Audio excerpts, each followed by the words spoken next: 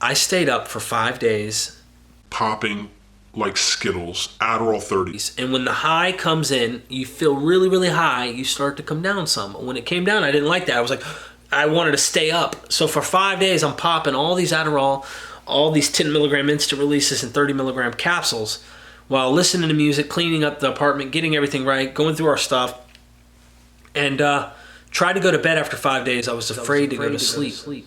Hey guys, gals, appreciate y'all checking out. 3.5 years clean, nothing new under the sun right here. I'm still going with my recovery. I want to tell you guys up front before we talk about this Adderall, all right?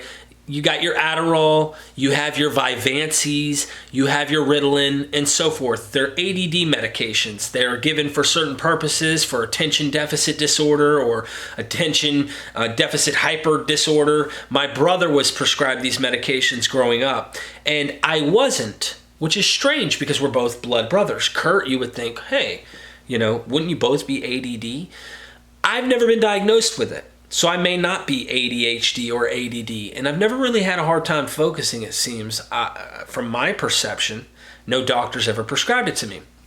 I wanted to say that up front, that this is not a bashing of the medication itself. This is my personal experience with this and why it was dangerous for me to continue using such a substance. Someone like me, who's extremely addicted personality and who has obviously dabbled in with many medications and a variety of drugs, who has a hard time maintaining how many cups of coffee he drinks because he loves the euphoria high the caffeine may give him, is someone that you might want to consider not giving these types of medication, or someone who may not want to take them because he'll end up abusing them. And that is extremely important, I say up front, because my experience, my genetics, my predisposition, my environmental growing up, whatever I have had growing up, and whatever is making me an addict versus the next guy or girl who takes a substance and doesn't abuse it, those differences I can't account for. And I know that ADD medications have possibly worked for many in this world. And I know Driven Industries, he's prescribed it and he says that it works and helps him. And so has other individuals that I've met. For me, I abused it. And I'm going to take you on a journey real quick with my experience. So when I was young, I was probably in the 10th grade in high school. I remember someone handed me one that was prescribed this medication, and it was an Adderall, a capsule, little beads inside of it. And they said, here, take this Adderall and it'll help you with your class, because I was falling asleep in class. I just wasn't focusing, and I took it. And let me just put this in light terms. I guess the best way I can put this. I felt so good from it. I can't describe the euphoria, but I felt such a warm, like adrenaline feeling, and I was capable of enjoying everything the rest of that day in school. And I'd sneak off to the bathroom when all the high schoolers go in the bathroom to smoke a cigarette.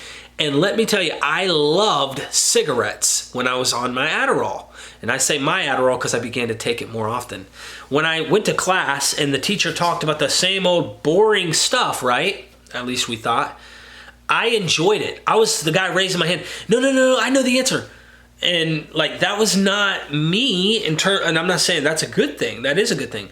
But that wasn't me. Like, I wasn't the guy who was always proactive in class. So I could see how very, very easily this would help someone who needs help with paying attention, or maybe needing that energy boost to be able to pay attention. Whatever the science is in the mind pertaining to this. Obviously, amphetamines will definitely give you a boost.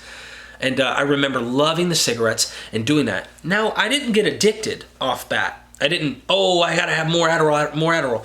But down the road, years down the road, I found myself dabbling with them again. Me and my wife, I was on Percocets at this time. Me and my wife were at a lady's house, and she was dumpster diving. No need to dumpster dive. She had plenty of money. She would feed me and the wife these Percocets and Adderall and tell us to come help clean her house. And we'd stay over there for days. I would take 30 milligram, 20 milligram, whatever, 10 milligram instant release, Adderalls, Vyvanses if we can get our hands on them, the blue and white capsules. Ritalin, we've touched Ritalin, but they are not in our scope of what we wanted. And we would take them. And this is around the time that my wife's addiction to amphetamines and Adderalls, if you will, or any type of amphetamines, really progressed So during this time, we both were on them, and I got so skinny. I showed pictures on one of my recent videos where my ribs were practically showing. I was super, super skinny, but I was much skinnier than even that picture says. My mother says she walked in the room to wake me up one morning, and she saw my ribs and me breathe, and she said she was crying because she's never seen her son, who's usually thick. You know, I've got some muscle on me, and it really started taking away my physical health. So I gave it a break for a long time, and I was trying to quit the opioids because those are the ones that made me sick getting off of them. We moved, and I'm skipping ahead, we moved from North Carolina to Florida to get away from my addiction. And I told a story in a previous video on that. And I found it very, very funny how when I get down there, it followed me. I didn't have any access to opioids per se until I found someone with Loracet. But what are Loracet when you're used to tooting oxymorphone opanas, you know? And those are stronger than Oxycontin. So I am down here in Florida. My wife has these Adderall. I have some Tramadol, Ultram, but that's it. And I stayed up for 5 days popping like Skittles, Adderall 30s. And when the high comes in, you feel really, really high, you start to come down some. When it came down, I didn't like that. I was like, I wanted to stay up. So for 5 days, I'm popping all these Adderall, all these 10 milligram instant releases and 30 milligram capsules while listening to music, cleaning up the apartment, getting everything right, going through our stuff. And tried to go to bed after 5 days. I was afraid to go to sleep. And it's a sad thing when you've been up that long, haven't eaten anything. And I'm sure there was some serious medical stuff that was going on and I wasn't aware of during this process. I hadn't eaten. I'm trying to go to sleep. I take a few Tramadol to help me, if you will, mellow out, to go down. I started feeling really strange, almost like outer body experiences. It wasn't good. And I recall finally going to bed, but it was not normal. Something happened. And from that day forward, I'm not exaggerating, I'm telling you guys the straight up truth. I cannot tell you how painful this has been for me.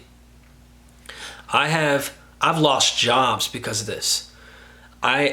Till this day, something has happened to me where when I take any type of uppers, I'm careful with my coffee today.